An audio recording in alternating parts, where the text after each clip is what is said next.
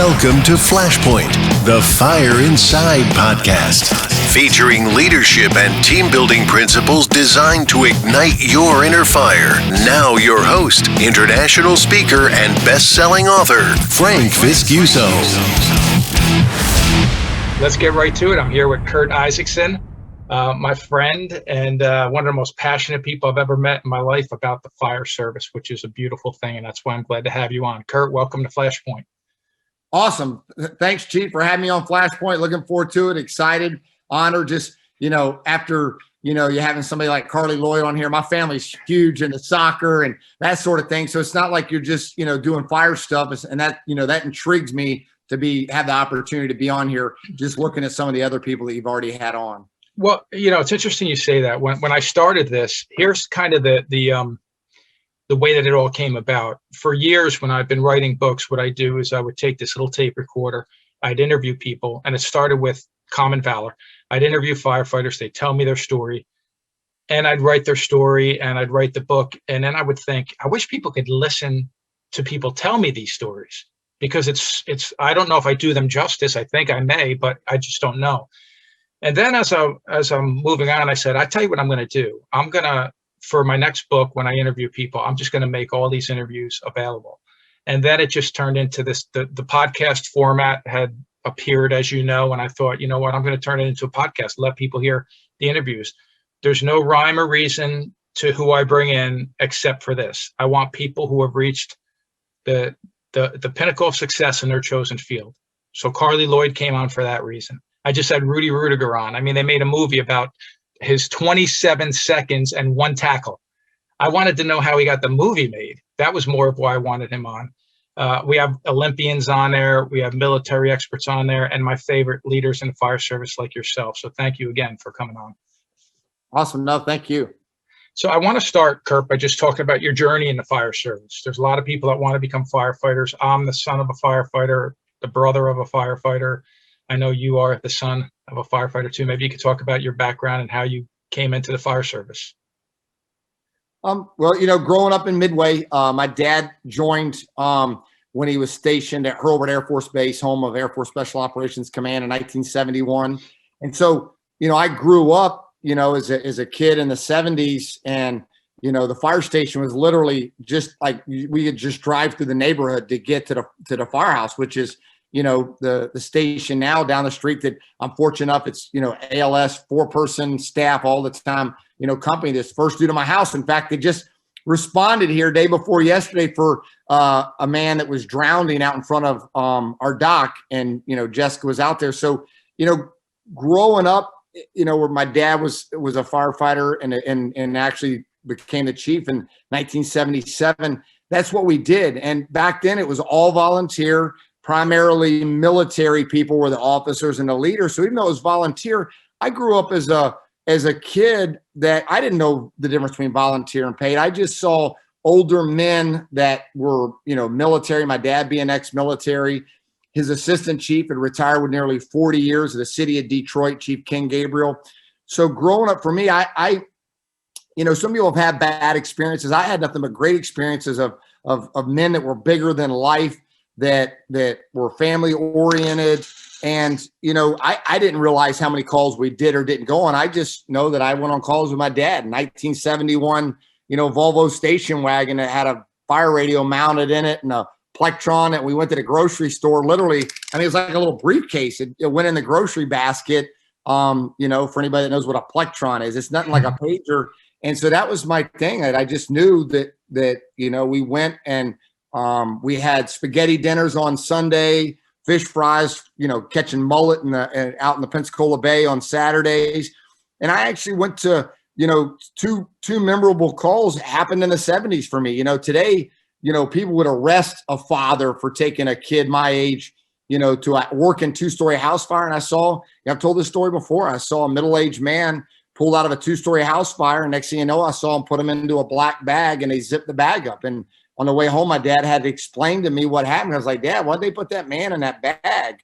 And another wreck where we pulled up and there was, people all over the street, Highway 98. We used to have bumper stickers that said, "Pray for me. I live on Highway 98." And, you've been here, Chief, the traffic for not being, in Atlanta or New York City, our traffic's still pretty intense. And seeing what I remember as a family, to me, it might've been 2 people. My brain tells me it was like 5 people, but, white sheets over the bodies. And so my first experience was a little kid in the 70s seeing people laid out in the middle of Highway 98 with sheets on top of them. And, somebody put in a body bag. And, at the time, I don't realize it was impactful on me, but it was. And then, growing up, going to fires with my dad, back in a time when I was allowed to do things you wouldn't be allowed to do today. I mean, I was running around at wildfires in the woods and, at house fires, I'd stand by the car till they put it out and I'd help pick up hose. And I actually got my first set of bunker gear, which was pull-up boots, a black coat, which I call the backdraft coat, and a Metro helmet on May 21st, 1988. My parents got off cheap that year. It was free for them. They didn't have to spend any money on gifts. The fire department issued me a set of bunker boots, a coat, and a helmet. They didn't have hoods then, and I was excited about it. So that's kind of my, upbringing. People, when I talk and don't know me, I mean it when I say I really don't know anything other than the fire department. It's what we did. Even in the 70s, when I was a little kid, and definitely into the 80s, the closest ambulance post station, they operated out of a single wide mobile home. The on-duty ambulance crew would come to our house for Christmas to eat. My dad would have them to the house. My dad would have officers meetings as a chief, his officers meeting as a leader, and your leadership, step up and lead. My dad would bring his officers to our house, and my mom would have coffee and tea and desserts for them. And they would sit at our kitchen table, around the kitchen table. And my dad would do that instead of going to the firehouse. It was literally less than 2 miles down the street, just for a sense of ownership, a sense of community, a sense of just, bringing them into our house, and I grew up in the church. Some would say Southern Baptist. They didn't holler and hoot like some people think Southern Baptists did, but, grew up going to church on Sunday, literally Wednesday night, and, vacation Bible school and all that. So for me, in the world of that's just the sense of being that we were, of how things operated. I didn't know anything but going to the firehouse or rushing to eat at the house to get up to the training, because we definitely had training. And, that's the thing I can say, that the drills were very structured. There was a calendar.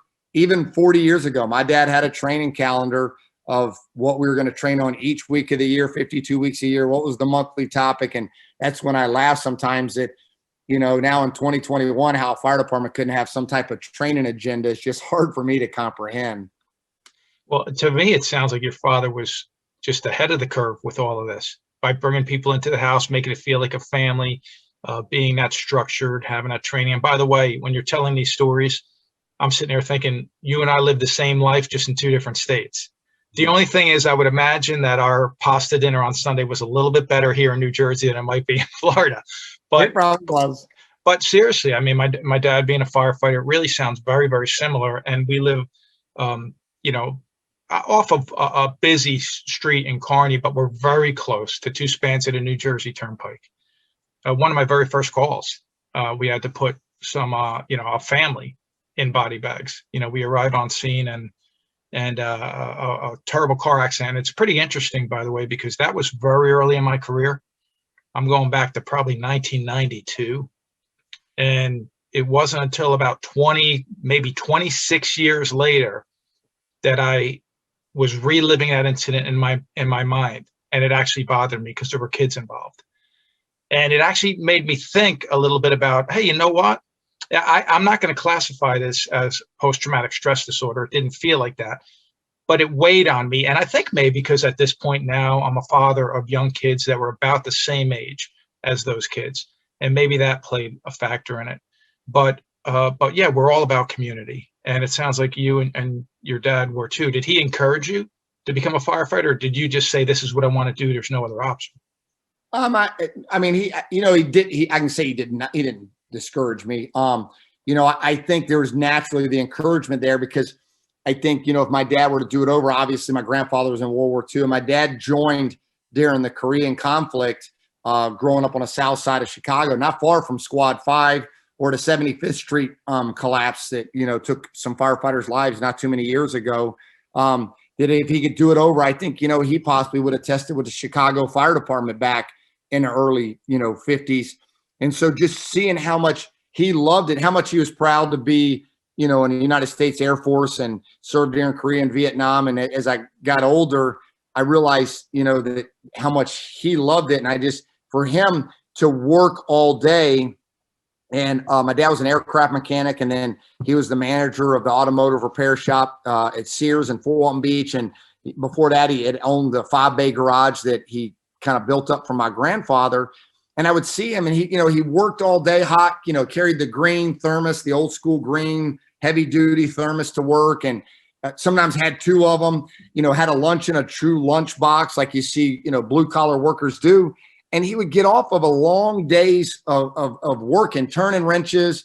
Even as a manager, he would be out there turning wrenches and doing stuff. And he, provided very well for us. But it's like he was more energized when he got off after a 10-hour day than he was when he woke up at 5 o'clock in the morning.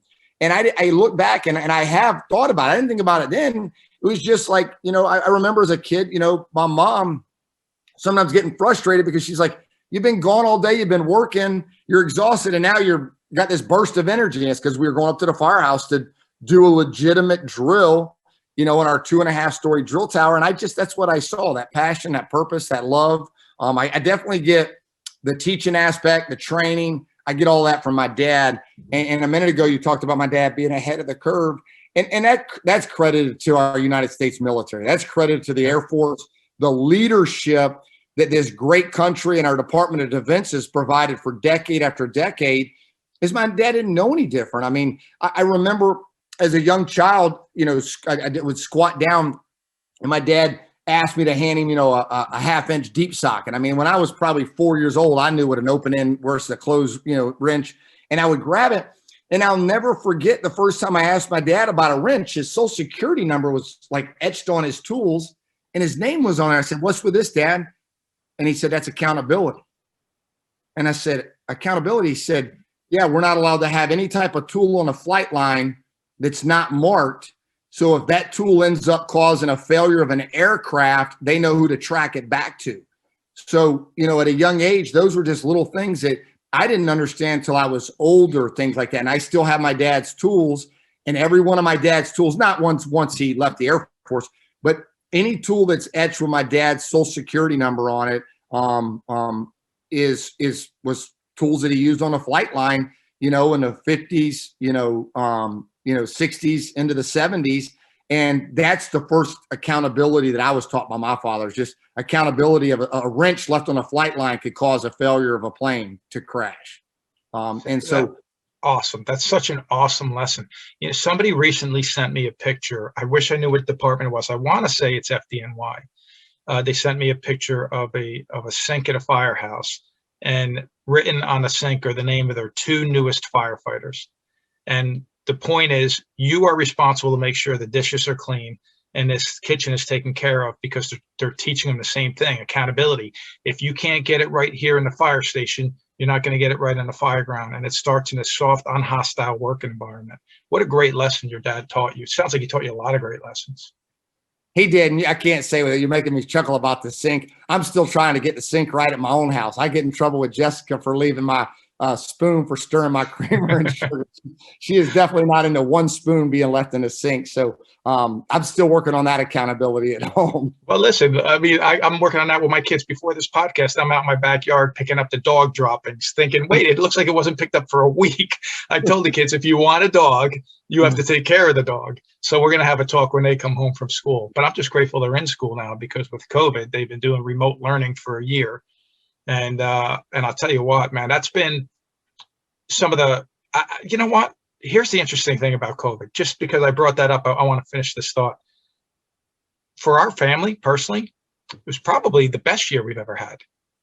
Not even kidding, probably the absolute best year we've ever had, because we have done so many things with my kids. I don't know if you even saw what I posted on Facebook yesterday. We were making waves in our cul-de-sac with a I huge did with the tarp. tarp. I saw it. That was beautiful. I loved it. With a tarp, right? So the kids are going down on a skateboard, and we're pulling one end of it, and they're catching tubes right on our street. And I'm thinking that's all like COVID inspired, for lack of a better word, because we were just finding things to do at home in our neighborhood, and I'm bringing my kids out to the ball field and creating these amazing memories for them. But I just got to get them to learn how to pick up after the dog. We'll get there. We're still working on that too. You are, I mean, I've mentioned this before, but passion is a word that comes to mind when I think of Curt Isakson. And for me, I know that's something that's very important for me personally. I mean, I'm very passionate about my message. You're very passionate about your message. What motivates you? What keeps you going? I would say, past failures, not only for myself, but past failures that I've observed that we as a fire service, that, we can fix. And I've shared this before. I do struggle with having some anger inside. I try to take that anger and I try to focus it on, having a purpose and a passion to drive other people to hopefully not experience what I've experienced with, failure on the fire ground. Failure on the fire ground is a reality. We don't like to talk about it. We don't like to admit to it. But we all have folders in our mind that are failures on a fire ground.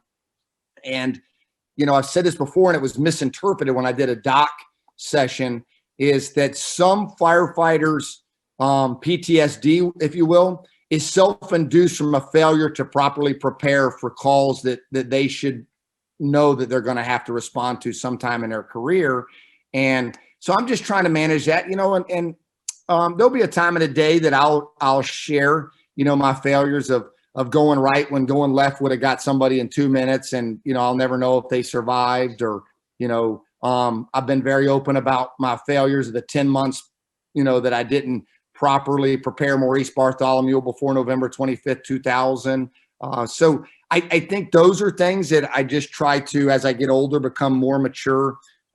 This year, my goal for 2021 is to become more emotionally intelligent, to fine tune my message to people that have closed me off for years. Because I have people that don't want to hear me. They just look at me as a Southern Baptist preacher, or he's ranting and raving. So, the things that motivate me and drive my my passion or my purpose is, to focus that to where I can reach more people so we can possibly save more lives. That's why, I'm so big about this firefighter rescue survey and Brian Brush's stuff, because awesome. That is a dream of mine that goes back to the 90s. Brush is well aware of it. He's known about it. I've shared it with him for years.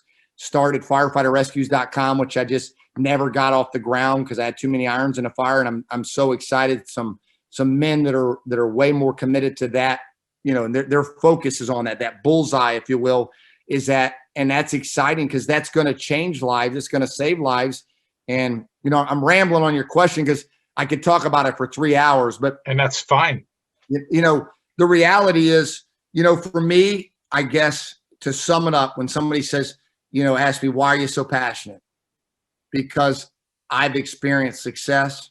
And more importantly, I've experienced significant failure on the fire ground, personally, professionally, as an organization, 20 some civilian fire fatalities in a little over a year. I mean, more than Miami-Dade and Escambia County will drive you to have a message. I tell people, if you've not experienced, death, or haven't experienced being able to cut somebody out of a car. The summer in 1995, a younger fellow soccer player at Gulf Breeze High School, his number 7 was the number on his jersey. It's been retired since 1995. And my oldest son was number 7 up until his freshman year, and he couldn't wear number 7 because it was retired. I'm the one, I cut him out of a car in a summer night, 1995. He was the most sober kid in the car. He was sitting in the back seat. The drunkest was the driver, and then the front right passenger and the right rear passenger, were inebriated, under the influence of alcohol. And the one that died was the most sober. And I'll never forget, that summer in 1995, literally, cutting out the passenger seat. And it wasn't a hydraulic Hurst tool. It wasn't a hydraulic TNT or Amical. It was an air boss. It was an air operated spreader, air chisel. We didn't even have a reciprocating saw battery operated. We just had I mean, literally the hacksaw, and we had some soapy water. I mean, this is 26 years ago. And I, to this day, can hear life like the helicopter, turning, and they're not shutting it down. Well, I grew up in the fire service. When they don't turn it off, that means seconds matter. That means time is of essence. They turn a helicopter off, then, that maybe, hey, it's just an air transport. But I still to this day look back and I've always wondered if I cut him out a little quicker, would he have lived? Because he lived for 3 days in a hospital, brain swelling. And, that drove me to training and extrication. I immediately enrolled. I got my dad to pay for me to go to what was called the Georgia Extrication School. It was the largest extrication school in the country back in its time in Georgia, Athens, Georgia, home of, Georgia Bulldogs. 600 people, Chief, at an extrication school. I mean, that didn't even exist today anymore. Right. And, so those are things that drive my passion and purposes. People say, you didn't fail. But for me, you can't change what's in my mind. That night, I didn't cut him out quick enough to get him on a helicopter to get him there.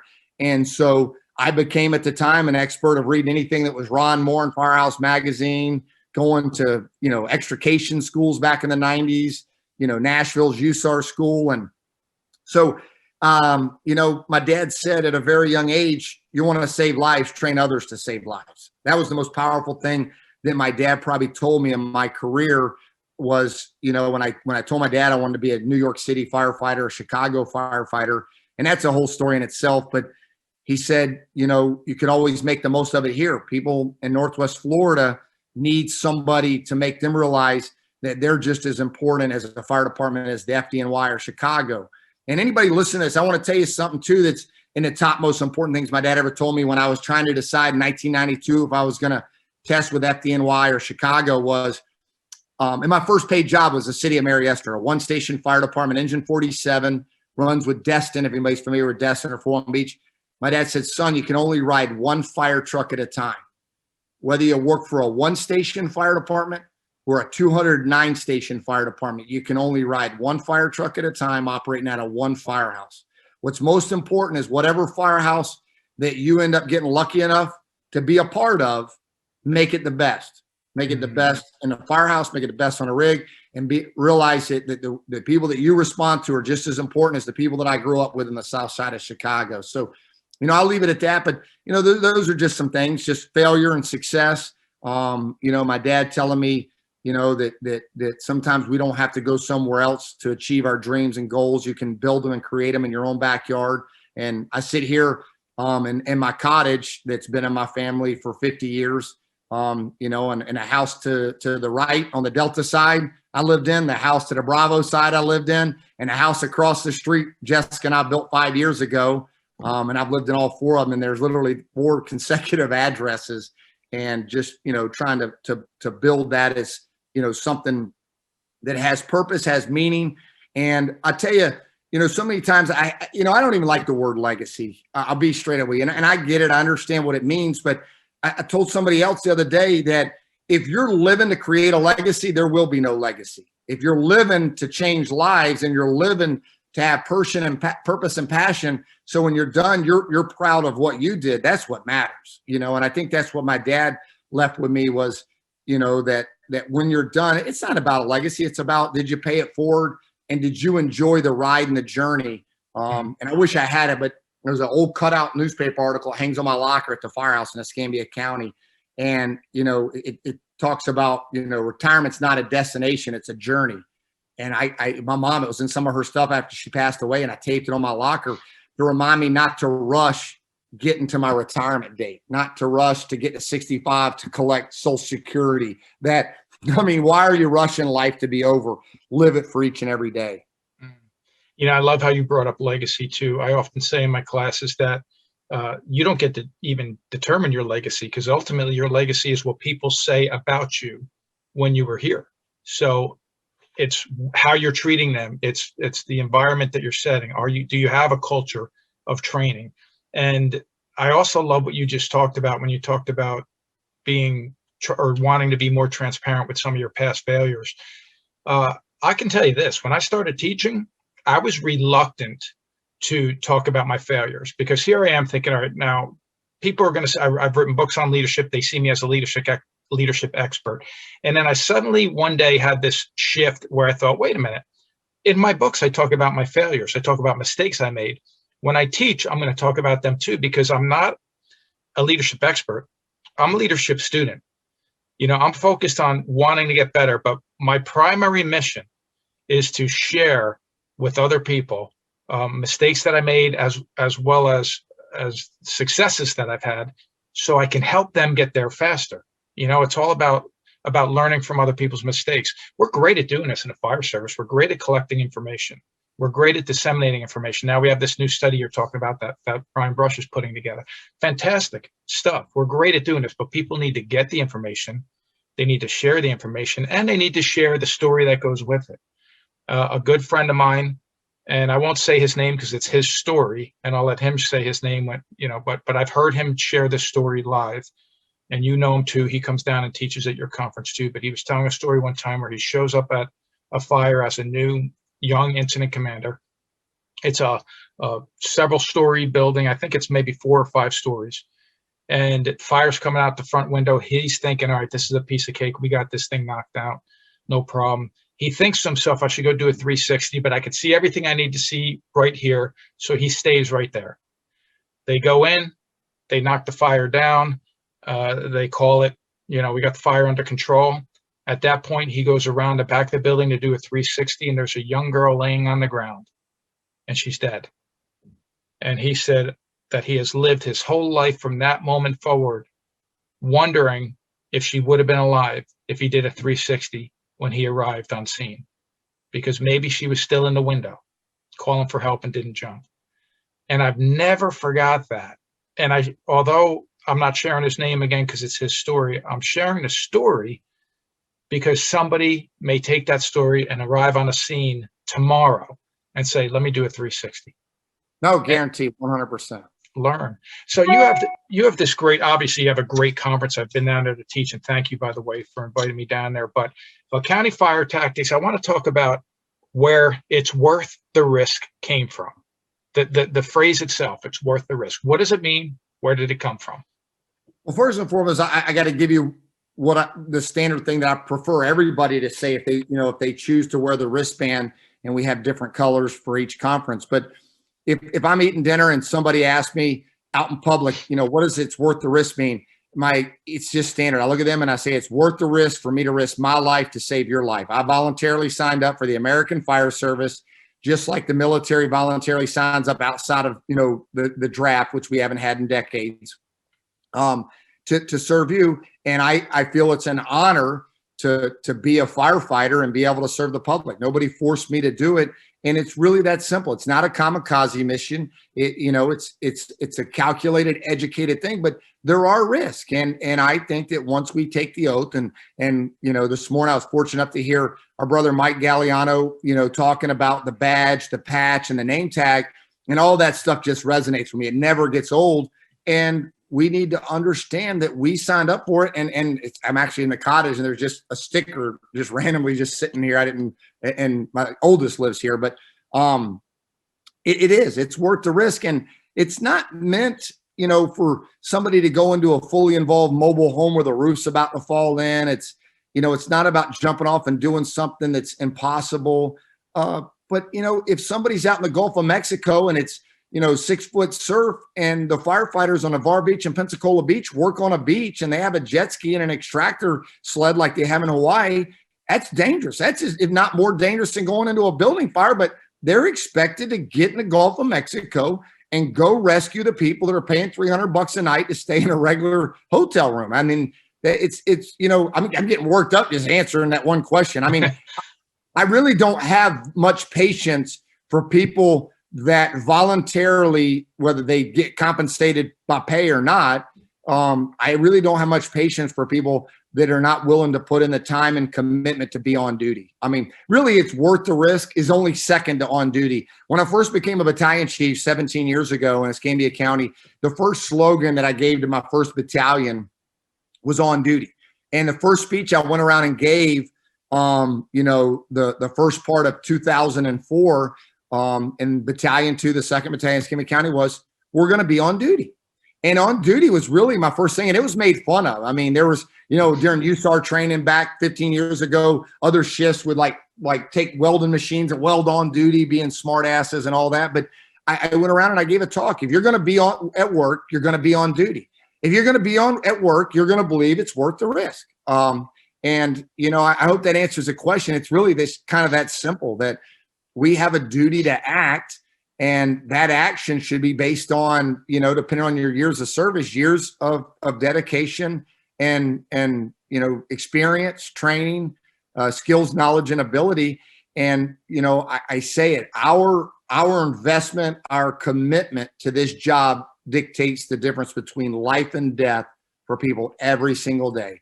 When you go in the front door of a house, whether it's 2:00 in the afternoon when the percentage of civilian fire battalions is low, or the highest hour of the day, 2:00 in the morning, we should be looking at that house and using those basic things of why do we go left or why do we go right when we search? And when we go the wrong direction, we have to hold ourselves accountable that we failed to properly plan based on time of day, size up, where the garage is and all that stuff. And I just think that we need to raise the bar of it's worth the risk. And I'm going into the second part of it's worth the risk. The second part of holding our fellow peers accountable. First and foremost, it's worth the risk to risk our lives to save civilian lives. And it's worth the risk to step up and do what our fighter pilots do. When they go out, and the Blue Angels, we're home of the Blue Angels in Pensacola. We're very proud of Northwest Florida 850 of our military.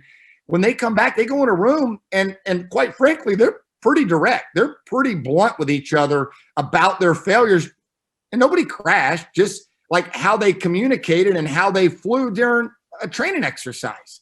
And, our tailboard critiques, I was just, it was probably Chief Salka. I was reading somebody's thing, and, the tailboard critique is critical. And I'll tell you, I've gotten off of it. And January 1st of this year, just a little over 2 months ago, one of my top things at work, I do things off duty and on duty. One of my top things at work is now after each fire, at least covering one little thing. Yesterday morning at 1:00 in the morning, I was at a working garage fire, attached garage.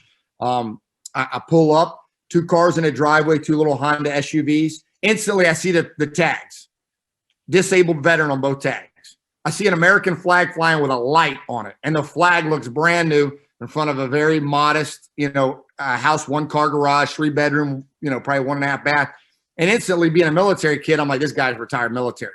And, he's running around and barefooted, he's probably in his 70s, and he's really getting in the way, to be honest with you, Chief. And I'm patient with him, and I'm patient with him.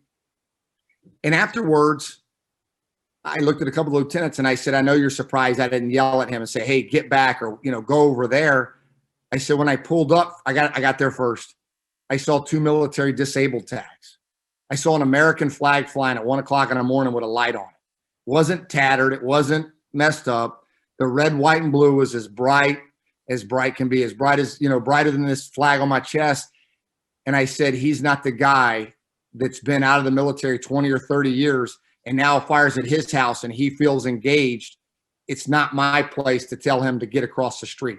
And he actually gave me some good information, as a whole. So, at the end, that was a tailboard critique to whatever the 18 firefighters that were there, that, hey, we got to be observant of whose house we're going to. And there were some things. We had a garage door they had to cut, and our garage doors have hurricane stuff on them. So you have to be almost perfect to cut a garage door in Florida. And I just did a little quick nugget on the saws. I mean, I get to hang out with people like Mike Champa. I mean, I might not know how to do it, but I know how he told, so I just share his stories, and I tell them. And those are things that it's our duty to take the time. It's worth the risk to call out and explain, while we're doing, and not worry about feelings as much. And I hate to ramble there, but I got so much to share. And those are just things. So it's kind of a 2-part question, but I'll just leave it this. It's worth the risk for us to risk our lives to save civilian lives, that we voluntarily signed up to do that. No, and I wouldn't say rambling. What you said, so many great things there, and I want to recap 2 very important things. So here you are, you're a new leader, or you reach a new leadership position in your organization. So the first thing you do is you give a speech to your people. And what's that? It's setting expectations. So I've done the same thing.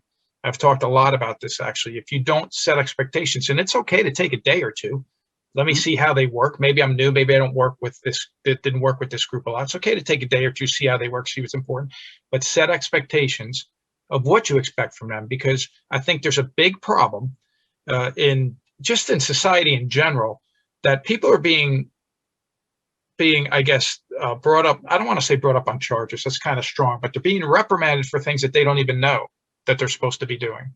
So set the expectations. Now, if they don't do it, that's a whole different story. And this is what you need to be doing. This is what the fire service is all about.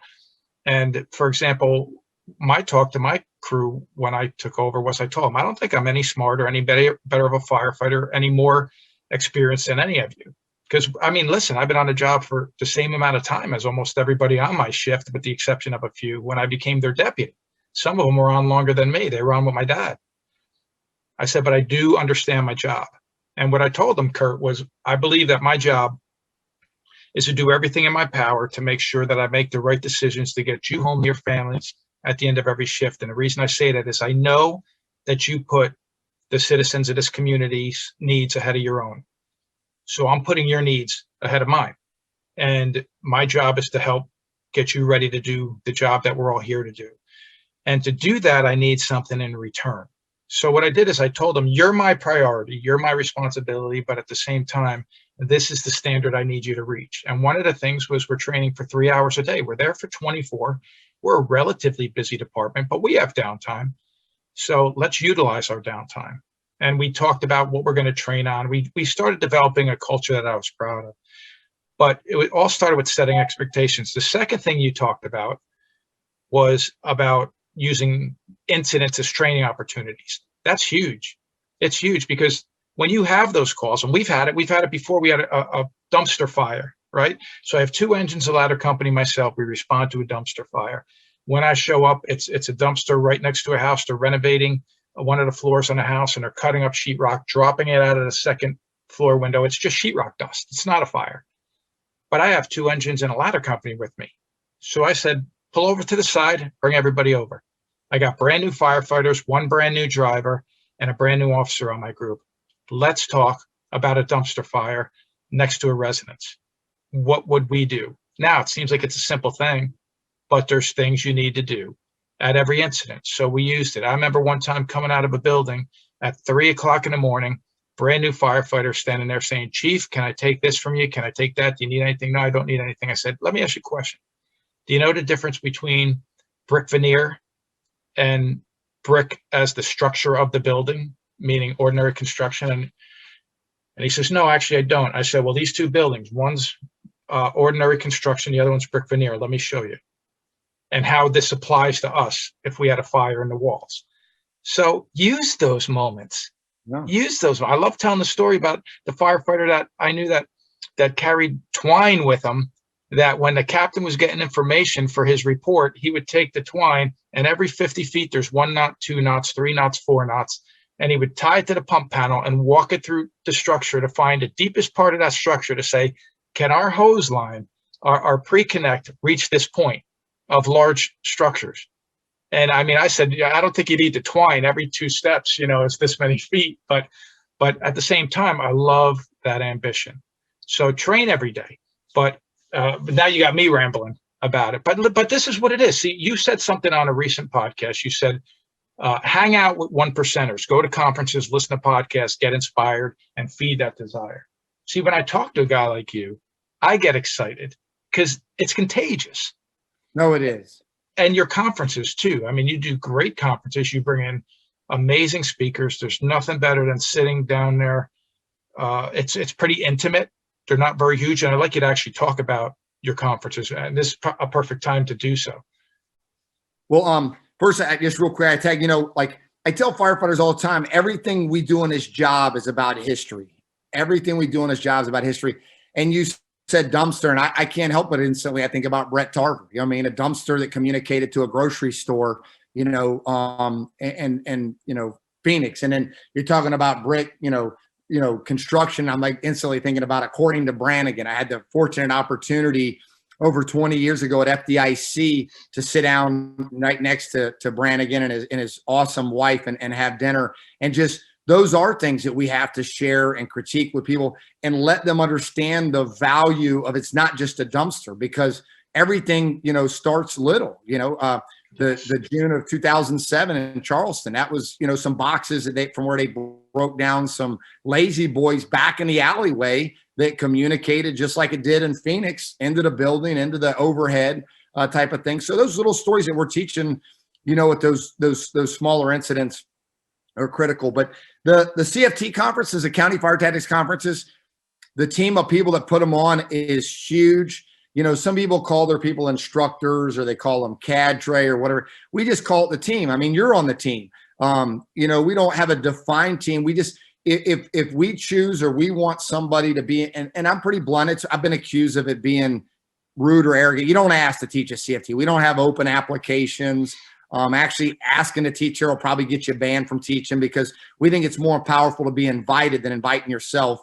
But the team is huge. I videoed around 2 weeks ago we had a little instructor dinner after the hands-on, and it was literally 100 people in the room to make the conference happen. There's so many things, and anybody that's ever done a conference can appreciate that, there might be a face, maybe whether it's me or Jessica, or Shannon Stone or Matt Scallon, the ones that have been with us, from the beginning. Ray and I started the first CFT conference 11 years ago, and they've grown and developed, but we really didn't have them. There really wasn't a defined, vision of where the CFT conferences will grow. And I think that's what's made them somewhat successful or as powerful, is we weren't trying to be anybody else. And I get this all the time, that we do a conference that, hey, you should do this because they do that. Well, they do that. That makes it special there. That's not our thing that we're doing. We're not trying to be like every other fire conference on how, what we do. Obviously, we could go to a bigger convention center. I've had people to try to get me to go to Okaloosa Island, but then it wouldn't be what you said a minute ago. I mean, I think, we've packed as many as nearly 700 people in there, but some of our most powerful conferences would be like the ODP that you were just at in January, where we had, I don't remember what it was, COVID. I think we were right at 200 or something, but normally we cap it at 250. I mean, who needs more than 250 people on an island for a week? It can only talk to so many people. But they have grown. And a lot of people say, hey, why don't you just do one conference a year? Because I can only reach one area of people. And so us doing the 5 conferences is not to compete with anybody else. If you've ever watched our little 4-minute intro, all 5 of our conferences have a different discipline, and they're focused on a different part of the fire service that is unique. And we're not trying to replicate or do what somebody else can do better than us. Orlando Fire Conference, it'll be 20 years next year. And Orlando Fire Conference, hands down, has been doing more and better hands-on than we'll ever do consistently year after year. At Central Florida Fire Academy, their heavy rescue, they do 2 days of hot. And so for us, we're just kind of trying to stay not in our lane, but the lane that we think will make them work, from the officer development program that's, 5 days a week, that we think is, not to stay out late and get drunk. You got to be in class the whole day. To the end of the year, we have HROC and a little bit of everything, in between. It's for different people. We're not expecting the same person to come to all 5 conferences, I guess. So that's it. I'll finish with this. The CFT conferences, and this is a leadership lesson. And I've shared this a few times. And you and I've shared some of our struggles within our organizations that we work in, and I'll try to stay away from that. But there was a defining moment in my career in February 23rd of 2009. I was on the 6 o'clock news as the acting deputy chief of operations, and my boss was fired, who had asked me to be the interim deputy chief. Another individual was fired. It said on the news that I was fired. My wife sees on the news that I'm fired. But I was still on paper civil service battalion chief. And, these are my thoughts. I felt like I'd been disempowered in, February of 2009.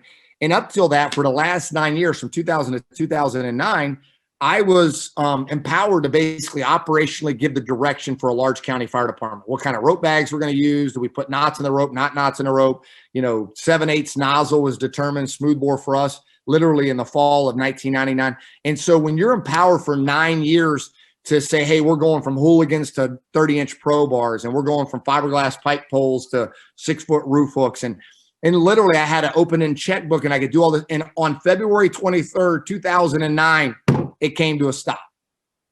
A gentleman that retired from, I want to say Alexandria, Virginia, was second in command of our Pensacola Christian College. He took me for a long ride. Great, phenomenal leader in the fire service, did 30-some years. And he said, Curt, what you need to do from this day forward is come to work, do your job on your shift, go home and find something else to do. He said, what you've done the last 9 years, they're not looking for you to do that anymore. And so I went home and I went into somewhat of a state of depression because I had walked away from 9 years with the Pensacola Fire Department, Local 707. And I'm no longer, there's going to be a new chief coming in. The chances of me being empowered to operationally run our beyond minimum standards, give operational direction, things were going to change drastically for me. And I can't go back and do it over. I didn't handle it very well. But what I did do is I was sitting on the front porch of our house, the 5th house I've lived in. It's the only one that's not side by side. It's just down the street. First house Jessica and I built, designed from the ground up. I was sitting on the front porch, and this is probably right the end of 2009, and I'm on the front porch and I think county fire tactics. And I thought about working for the Pensacola Fire Department. I thought about what we've been doing the last 9 years. I run in the house, the kids are asleep. Our 3 kids were little, and I come in the house and I'm screaming and hollering to Jessica, county fire tactics. I got to start doing conferences and seminars and empower myself to do what I'm no longer going to be able to do at Escambia County, because we'd already been doing conferences through Escambia County. I had, some phenomenal people like Mike Lombardo come down in 2004 after Hurricane Ivan and train on a vacant Best Western. Now, God works in mysterious ways, and I don't want to get into religion, but it's America, and I grew up in a church, so I still think it's legal to say I'm a Christian. And things don't just happen by chance. But it's ironic that 2 weeks ago, we're training on a Best Western on Pensacola Beach. It's 3 stories that are hurricane damaged. 17 years before, another hurricane on Perdido Key, which is our other barrier island in Escambia County, was damaged by a hurricane, and we trained on it, but it was funded through Escambia County Fire Rescue. The one 2 weeks ago was funded by County Fire Tactics. So Jessica says, well, you got to get online. You got to get on, whatever. I'll give a shout out to GoDaddy or Big Daddy or whatever it is. Right, yeah. You got to get the website. Don't tell anybody. And I'll tell you, the first person I told was Ray McCormick. And I think Ray might even say, well, did you get the website? And I said, well, no, but I got to get on. And I secured countyfiretactics.com. And, I say County Fire Tactics really evolved in 1999 to 2000 when I left the city fire department. It was ISO 1 with a hydrant on every corner. But countyfiretactics.com was purchased in 2009 after one of the biggest disappointments in my career happened to me. And, whatever you want to call it, turning lemons to lemonade, I don't care. Whatever, you can call it whatever you want. It was a defining moment that I was no longer going to be empowered to do it here. And we got countyfiretactics.com. I sat on it for a little while. DJ Stone, Shannon's brother, got it up and running. And up until recently, I call it my 3rd grade website because I just ran it off my phone and never used Word or did any comma checks or spell checks. But it got done what we needed to get it done. And now a guy named Scott Slocum is working on it. But 11 years ago, Ray and I did urban to suburban fire tactics on Pensacola Beach and the Holiday Inn next to where you've taught numerous times, the Hilton's next door. And, Ray and I did it and we lost money, literally lost money. I mean, we charged $50 a person, I think. I had no clue how much it cost to pay for coffee at a convention center. I didn't know what it cost. I paid more money for the projector and the screen than it was to buy a projector. No, I'm not kidding you. For a 1-day seminar, I paid over $1,000 for AV for a projector and a pop-up screen. So needless to say, I went and bought my own projectors and my own screens. And I hope this is answering a question, but the story is actually very unique and very long, how County Fire Tactics evolved, CFT. If Chief Perkins had not been fired, I'd not been put back to Battalion Chief, I really don't think CFT conferences would exist. I don't think countyfiretactics.com would exist. I think I would probably still be working Monday through Friday, 8 to 5. I would have missed out on the last 12 years, I guess, as of just a week or so ago, I would have missed out on 12 years of going to a lot of fires, which is, that's where I'm meant to be, really, is command and fires. Everybody's cut out to do something different. I'm not cut out to be a fire chief, type of thing. So I'm an operational, training guy. So a lot of times, we don't get to dictate when and how it happens. I saw a great post about, sometimes when you pray, they're not answered on your terms, they're answered on God's terms. And when I look back in my life, that is so true. There's so many things I prayed about and they didn't happen when I wanted to happen. They happened when the timing was right. And Garth Brooks said it best. Thank God for unanswered prayers sometimes. No, right? Phenomenal song. I'm a country, Garth Brooks might not be as good as George Strait, but I still listen to him a little bit. George Strait. But the reality is, I'll leave it at that, only a few people know, but the story of countyfiretactics.com, CFT conferences was not something I sat down and I was trying to do what it turned into. It became what it became because of the team, the people that were willing to come. 2013 was our big year after we'd already done a bunch of one-day seminars. I did Water on the Fire in 2011. And in 2013, Ray McCormick and I were flying to San Diego together. Ray and I would try to meet in Atlanta. He would fly out of Orange County or Newburgh or wherever up there by his house. And we would try to meet either in Detroit or Atlanta, and then we would fly across the country. It's always better to fly sitting next to somebody you want to converse with and have something in common with. And it's a true joke. I've told this story on the stage on Pensacola Beach a month. H-Rock was Ray and I sitting on a Delta Airlines flight at 33,000 feet. And, people say, how do you flow water off the 17th floor of the Hilton? You just ask. I mean, it's that simple. I mean, I've had a lot of people say, how do you do? And I said, Ray and up came on an idea. I got home. I went out to the Hilton. I said, I want to rent the space. They said, you don't even know what it costs. I said, I know, I'll figure out how to pay for it. I didn't even ask the cost of renting the rooms. I wish I look back, I was not a very good businessman. But we did H-Rock and, when we were doing it, and this is some advice to anybody that's listening, don't rush your career. Yes, Jessica and I own County Fire Tactics, but I even to this day struggle.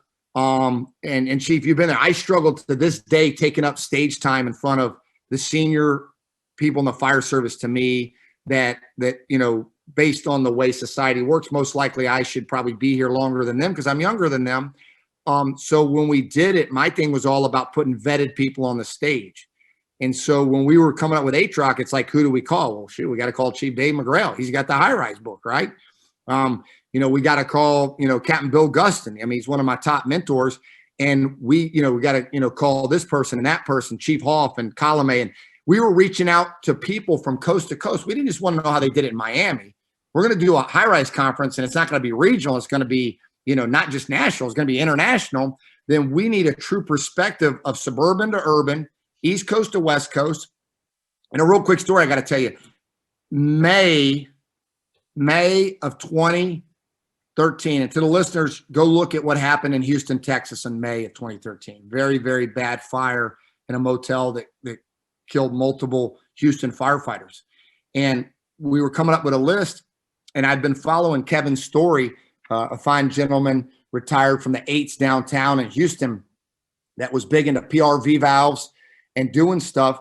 And I tell you, Chief, I look back and it really is just, each time I tell this story, it's a little freaky.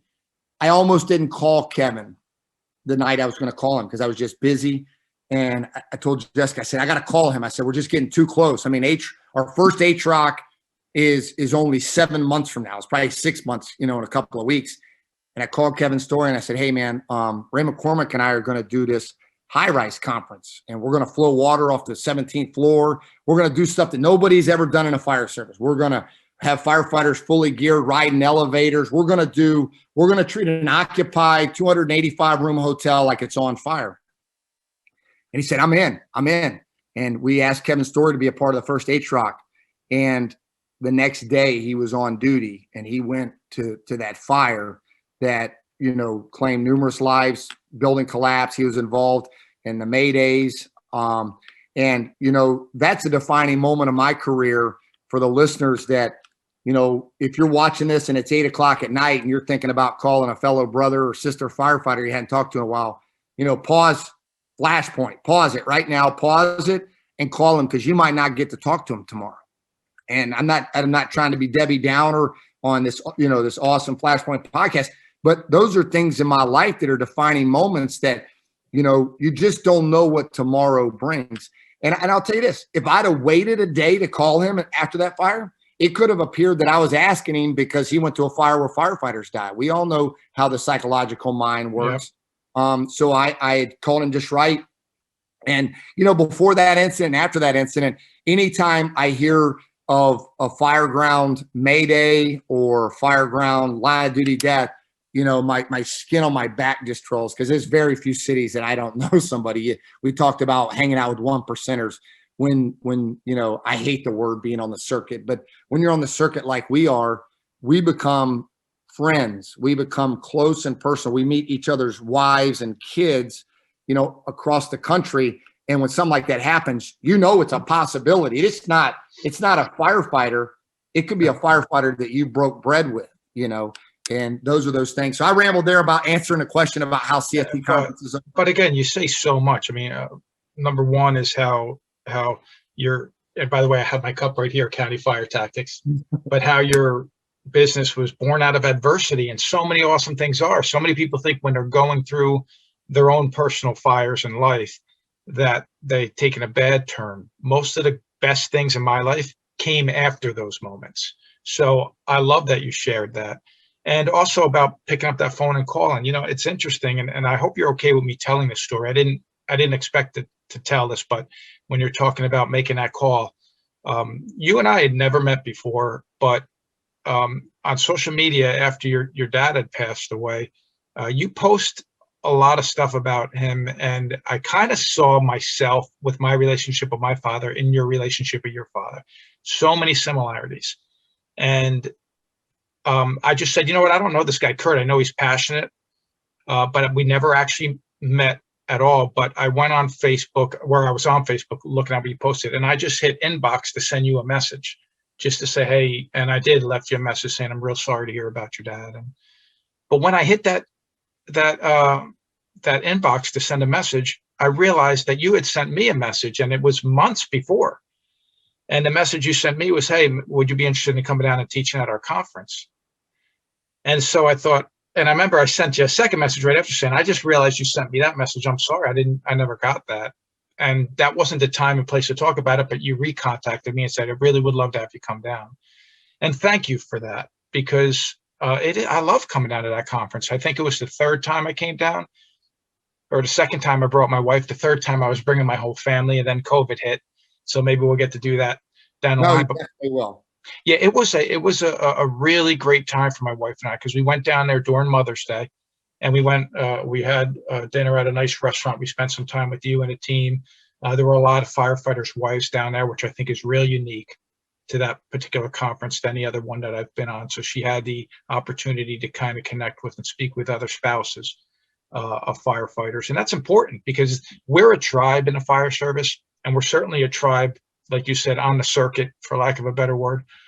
But spouses are a tribe too, and they need support. They need to understand. I was speaking with Mike Turpek on his podcast just about this exact thing, where I never came home from work and talked to my wife about what happened at work. First of all, because talking to her puts me in a different emotional state than talking to another firefighter. I talk to another firefighter, it's like, oh, dude, man, that call, that was crazy what happened on there. And you talk like you're talking to a firefighter. You talk to your wife, all of a sudden, maybe it brings out that side of you that, well, I really don't want this side of me to come out. I'm supposed to be stronger than this, right? We think we're supposed to be so strong. So, and I've heard you talk in the past about your relationship with Jessica, who I've met. I love Jessica. Your whole family's fantastic, but how you guys have weathered some tough times. You're very transparent. You're transparent about how you met her. You're transparent about going through challenges that we all go through in relationships, because life presents stress. Life is stressful. Whether you want to admit it or not, we're all either in a crisis, just got out of a crisis, or we're heading towards a crisis. And for the record, that's why I believe in training, just like you believe in training, because we may not have a fire today. We may not have to make a rescue today, but this is the day we need to train and prepare for it. Because when it happens, it's too late to go back and say, wait a minute, hold on, we didn't prepare for this. Oh, let's prepare for, let's huddle up and then we'll figure it out. And then no, you're there. The game's on. It's too late. And I talked a little bit about relationships and family and a little bit about the fire service, but you know me enough to know that I connect them both, because the fire service is a family too. So any thoughts on any of that rambling that I just did now? No, 100%, and Jessica and I are pretty transparent. And sometimes I'm taken wrong or people are offended, but sometimes, if I'm introducing Jess or whatever, I'll refer to her as my first wife.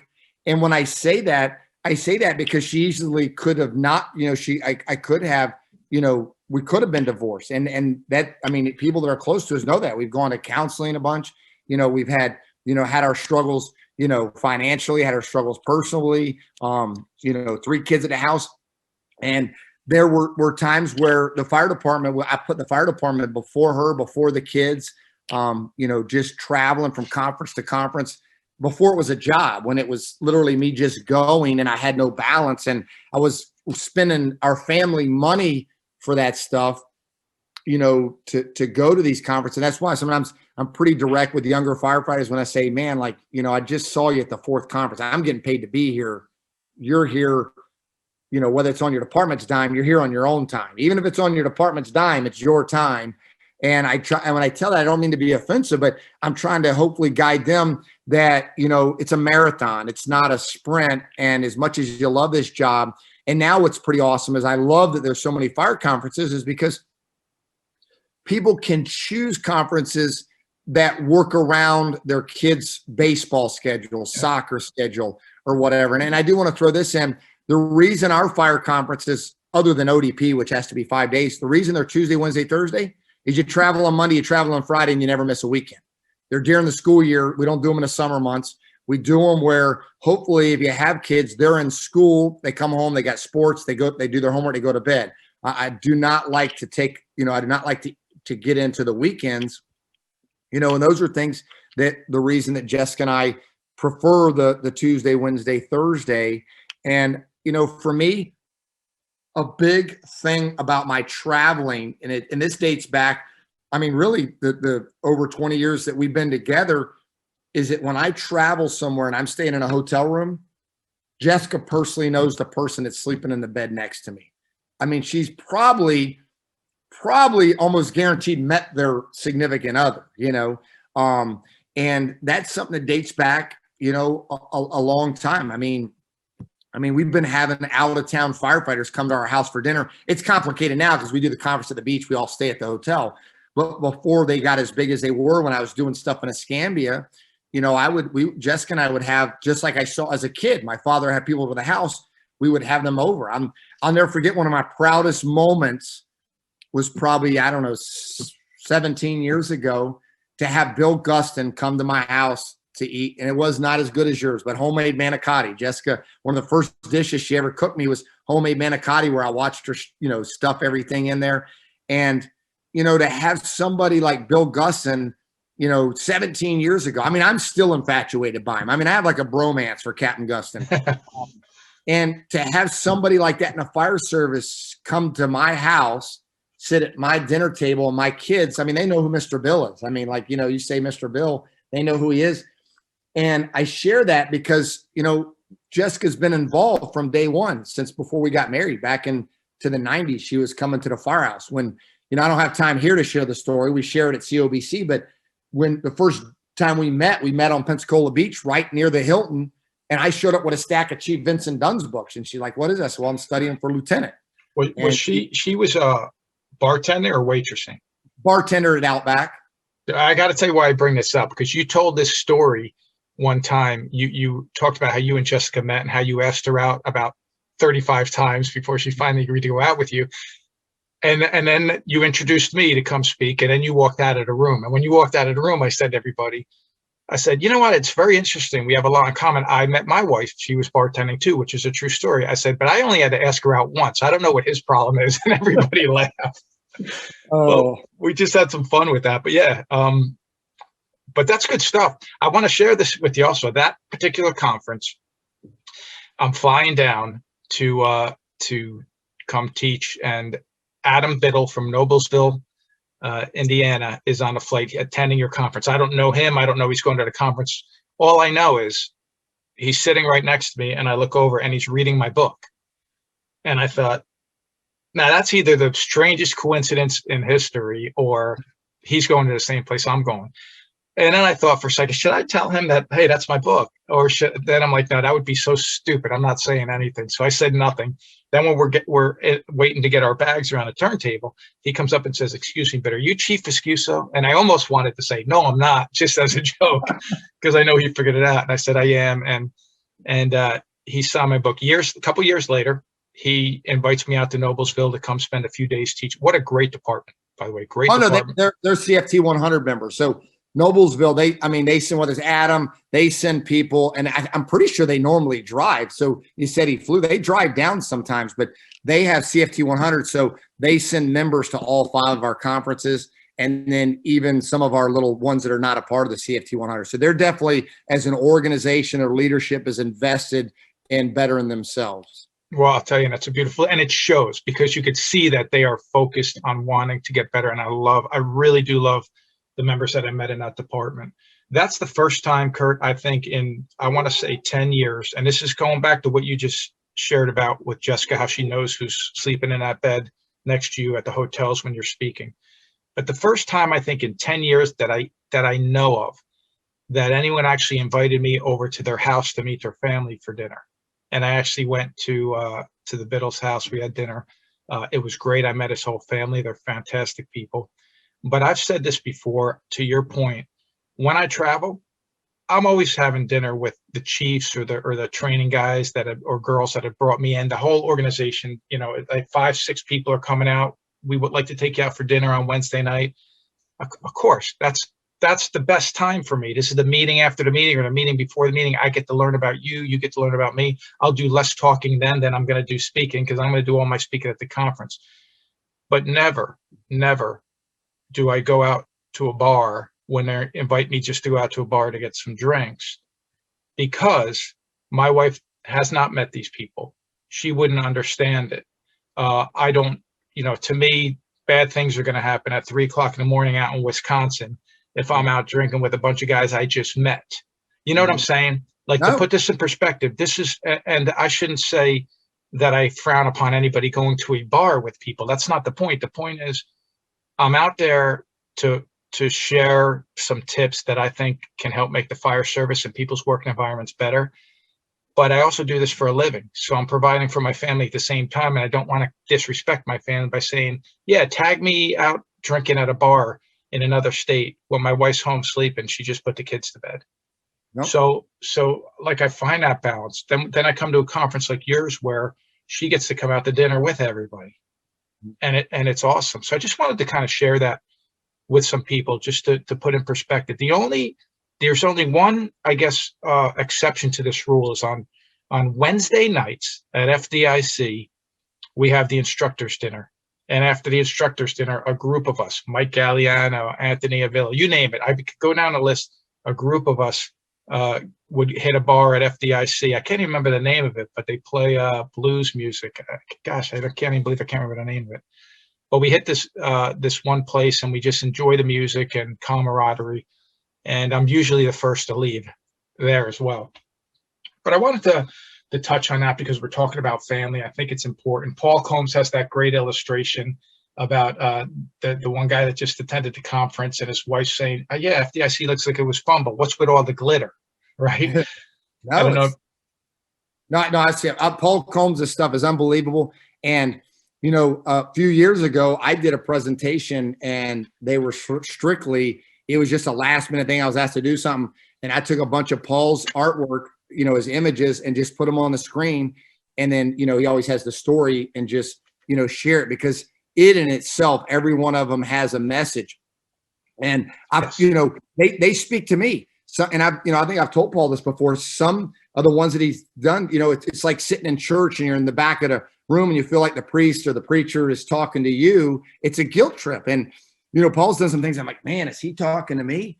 And he is. He's talking to me. He might not be purposely doing it. And it's just a gut check. And, the teachings of his work, it really, there's not a way to even explain it. The power of it is just unbelievable. And I have his books. I mean, and those are things that each one of them, anybody that's listening now, when you look at it, when you read it and you think he's talking to you, he doesn't know you, but he's talking to you. And just take it for the message for what it is. And if it's a good feeling, great. If it's a bad feeling, then try to make it not repeat itself. That's just kind of how simple it is. You hit the nail on the head with that one. One day, I was so used to seeing people take a Paul Combs illustration, stick it on a locker as a message for somebody else. And I thought, well, hold on. Now, if you have something you need to say to somebody, say it to them. Don't put these little things up there. Although I understand what their objective is, but don't do it that way. Being passive aggressive. Right. Let's be more courageous with our communication here. But one day I took both his books, Drawn by Fire 1 and 2, and I put them on a table with all my firefighters. I said, hey, listen, I have a very fun and easy assignment for us today. You guys have been training real hard. Today's going to be all tabletop. Here's what I want you to do. I want every one of you to read both these books. And I said, but here's what I want you to do. Try to figure out which ones are talking to you personally.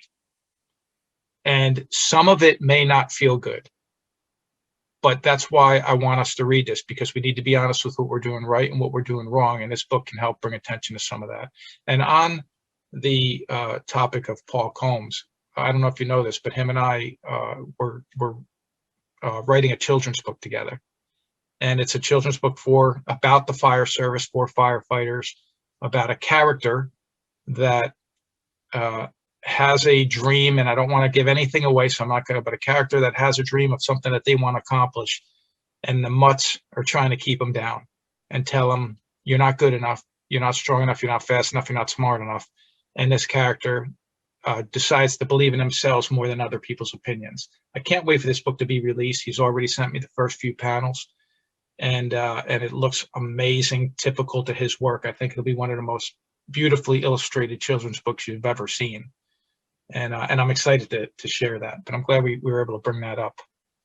No, it's awesome. In case Paul watches this, the only one though I'm not going to agree with is the 7/8. It's still, he did one on the 7/8, because I always am very passionate about the 7/8 over the 15/16. And I'll never forget when I saw it, and the one with the nozzle, I just started laughing and chuckling. I didn't take it personal, and I just said that motivates me to continue to be passionate about the movement towards the 7/8. That's awesome. That's awesome. Did you ever reach out to him? You never said anything to him? No. You know what? I'm going to make sure he sees this then. No.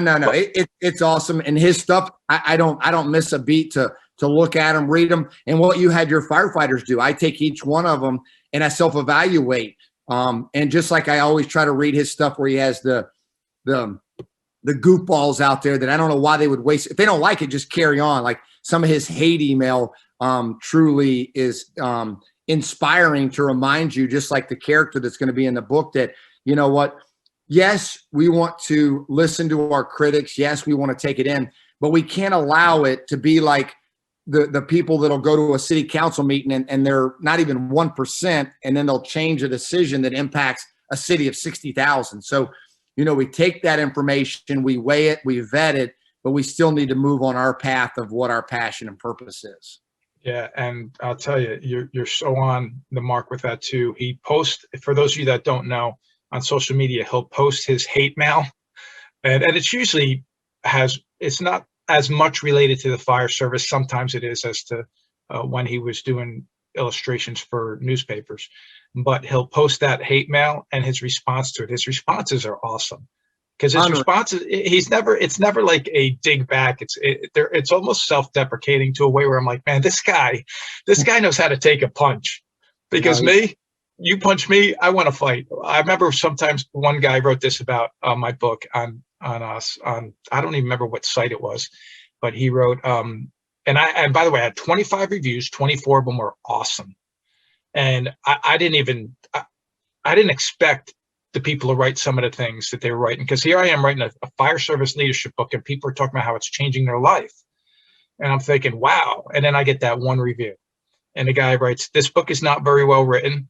I wouldn't read it unless it's on your promotional list. All this guy's doing is regurgitating stuff you read elsewhere. If you want a real leadership book, read something by John Maxwell or Stephen Covey. And Curt, I'm like, oh, it's like a dagger in my heart, right? And my wife walks in when I'm looking at it, which I probably was looking at it for about 2 hours, but she walks in and I'm looking at it. She goes, what's wrong? I said, read this. She reads it. She goes, that's awesome. I go, awesome. What's awesome about that? She goes, that's the first time anyone ever put you in a sentence with John Maxwell and Stephen Covey. I said, that's why I married her. That's why I married her. But then writers. I'll tell you though, then I saw there's a reply button. And I thought, ooh, you know what? I feel like writing. How many books did you write, buddy? You know, let me jab him back a little bit. But of course, I didn't do that. Instead, I reply to him a way that I talk about dealing with critics and unhappy customers in that book. I wrote, I'm very sorry my book didn't meet your expectations, but thank you for your feedback. Unhappy customers are our greatest source for learning. He replies back and goes, wow, I didn't expect you to read that or respond the way you did. Thank you. We need more leaders like you. I wanted to say, read the book again. No, exactly. So, I mean, but yeah, it's just about understanding this on critics, and we could probably end on this thought process is, if you're going to step out of your comfort zone, which Curt and I both inspire and encourage everybody to do, if you're comfortable in your role as a leader, you'll never reach your potential as a leader. It's that simple. But when you do, you will encounter critics. Curt just talked about the critics that he's encountered in his life and how it's propelled you to do something amazing with your conference and to achieve higher levels of success. I've had my critics as well. And I'll tell you what, I use it, like you said, I listen to them. I just don't let them distract me. Sometimes they actually help me adjust my sales a little bit. And I said, you know what, they're right. I need to pull this in. I need to change my course. So, but I don't take it personal. And that's been a life-altering thing for me in believing in myself more than I believe in other people's opinions. Your thoughts on that? No, 100%. You know, at the end of the day, you've got to decide what's your destination, you know, and, you know, I think a lot of times people fail to do that. It's easy to say that, but, you know, Jessica and I each year for New Year's or the first of the year, we pull out a folder. We've been doing it for over 10 years of previous year's goals and objectives, personal, finance, professional. And that really is a roadmap of what's your destination. And I can say I do it more now than ever before. I talked about the conferences, and I didn't necessarily, you know, I'd love to just tell you that, you know, 11 years ago, I wanted to be doing what we're doing, but that wasn't my goal. My goal is to have something to occupy my mind, training. I love to do it. And I would say more recently, I know more about where I want to go than I ever have, just because I've stopped and I've looked on that vision. And my emotional intelligence still has a long ways to go. I wish I was as good as Paul Combs. I'm definitely trying to you know, graduate to a new level of emotional intelligence. But, you know, for the listeners out there that, you know, if you're listening to the Flashpoint, you're obviously passionate about the fire service, you're passionate about getting better, is that remember, you know, it's what we've been sharing frequently at our conferences from Rob Fisher, who's with the Fools and Brothers in Battle, is 10 pounds of pressure 100% of the time. Don't lose sight. Don't lose focus. I've heard you share your story about the first time you taught and how you felt about it. And, you know, you're one of the top professional speakers in the fire service, you know, now with the teaching, but you didn't get to your level now of teaching. It's, you know, years of, and I think I was on the front row at the first time he taught at FDIC. I remember the first time, you know, I was on the front row of a lot of people, and I look at them and I was inspired and thought how awesome they were. And then I see them a year later, 10 years later, and I'm like, I thought they were great the first time. How are they getting better? And we're all going to get better as long as we have a vision of that's what we want to do. And we're looking to make the most, you know, of each day with our purpose and our passion. That's just, you know, that's what the fire service is about. You know, retirement's not a destination. It's a journey. Enjoy the ride, enjoy the journey. Don't rush it. This morning, Mike Galliano was talking about his last day in the Seattle Fire Department. And I can tell you, without using names, I personally have some very, very close friends that are known by a lot of viewers that have retired in recent years and will be retiring in this year and in the next couple of years. And they're people that I've been following my entire career. And if they could do it all over, they would start tomorrow. They would go back, they would do it all over. And they lived a life of retirement is not a destination. It's a journey, and enjoying the ride to get there, and don't rush it. I see so many phenomenal firefighters at seminars and conferences, just as you do. And if they could just realize to stop and enjoy the moment. Whether it's rushing to be a boss or rushing to have your own fire conference or rushing to whatever. I have people tell me all the time that I should write a book, and I can promise you the book County Fire Tactics will, if I get to live long enough, will happen. But right now, that's not, I'm not rushing that. I have plenty of time. I still have 2 kids at home. I got 1 in college. We're running conferences, and there's a lot of great books out there that I don't need to put mine on the shelf to have somebody to do it, And so, if you're out there, chart out your plan of what your career is going to be, whether it's some of the stuff we talked about including your spouse, including your family, which I think is a great movement in the fire service. I know not everybody agrees with it, but I think the strongest fire service is going to be a family-oriented fire service of where we need to go, and just make it a journey, not a destination. I could ramble on it, but I think that's what's most important is enjoy the ride, and don't be looking for the end to get there so quickly. You know what? I think you just gave us the title for this podcast, which may be "Enjoy the Ride." Mm-hmm. So it is. It is a ride, and it's a great ride. Well, thank you so much for coming on and sharing so many of your thoughts about so many different things on this podcast. I think it's fantastic. How can people get a hold of Chief Isakson? It's easy. Just go to countyfiretactics.com, and my personal cell phone number's on there. My email's on there. And I'm, on Facebook at CF Tactics. Curt Isakson. I don't take it personal. It's maxed out at whatever the rule is that Facebook has. I think it's 5,000. But you can find me pretty easily. I try to make time to talk to, respond to texts, or I wouldn't be giving out my personal, phone number. If it works out in your calendar and you make it to a CFT conference, we're positive you'll enjoy the atmosphere on Pensacola Beach, from the free shuttles to and from, and just, the people on Pensacola Beach, whether it's the waiters, the waitresses, the staff, you've been there. We just think it's a unique experience, and we hope that if you come, that we send you home re-energized, motivated, and ready to make a difference in your hometown. Amen to that. Thank you so much for your time. I hope everybody enjoyed this podcast. I know I certainly did, and I'll be talking to you soon, Curt, for sure. Awesome. Thanks, Chief. You're welcome.